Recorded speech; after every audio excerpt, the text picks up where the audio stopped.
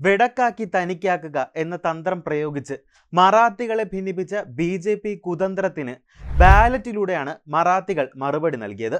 2019 മഹാരാഷ്ട്രയിൽ 23 സീറ്റ് ഉണ്ടായിരുന്ന ബി.ജെ.പിയെ മറാത്തികൾ ഇത്തവണ 10 സീറ്റിലേക്ക് ഒതുക്കി. 48 സീറ്റുള്ള മഹാരാഷ്ട്രയിൽ എൻ.ഡി.എ സഖ്യത്തിന് 18ലേക്ക് താഴേണ്ടി വന്നു. വമ്പൻ പരാജയം.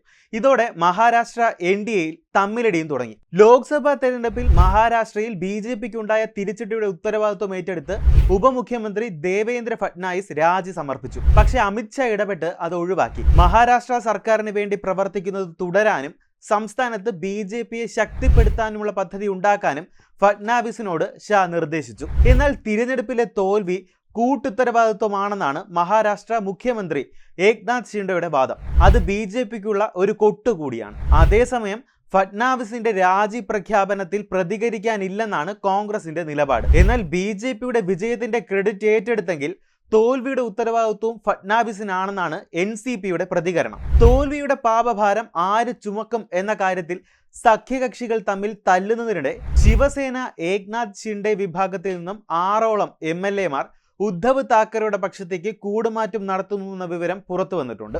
ഉദ്ധവ് താക്കറെയുടെ വിഭാഗത്തിലേക്ക് പോകാൻ എം.എൽ.എമാർ താല്പര്യം പ്രകടിപ്പിച്ചു എന്നാണ് സൂചന. അതേസമയം എം.എൽ.എമാരുടെ വരവിൽ ഉദ്ധവ് താക്കറെ തീരുമാനമെടുത്തിട്ടില്ല. അജിത് പവാർ പക്ഷത്തിൽ നിന്ന് 15ഓളം എം.എൽ.എമാർ ശരത് പവാറിനൊപ്പം പോകാൻ ഒരുങ്ങിയിരിക്കുകയാണെന്നും റിപ്പോർട്ടുണ്ടായിരുന്നു. ലോക്സഭാ തിരഞ്ഞെടുപ്പിൽ അജിത് പവാർ വിഭാഗത്തിന് ദയനീയ തോൽവി ഉണ്ടായതോടെയാണ് കൂടുമാറ്റത്തിനുള്ള നീക്കം തുടങ്ങിയത്. തെരഞ്ഞെടുപ്പിൽ ഒരു സീറ്റ് വിജയിക്കാൻ മാത്രമാണ് അജിത് പവാറിന് സാധിച്ചത്.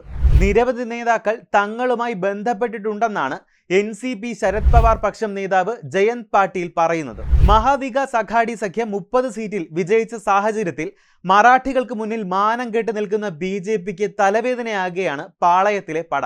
ഇതിനിടയിൽ ഒരു കാര്യം കൂടി പറഞ്ഞു പോകട്ടെ. ഞങ്ങളുടെ വീഡിയോകൾ മിസ്സാകാതെ കാണാനായി ചാനൽ സബ്സ്ക്രൈബ് ചെയ്യുക. ഒപ്പം ബെൽ ബട്ടണിലെ ഓൾ ഓപ്ഷൻ ക്ലിക്ക് ചെയ്യുക.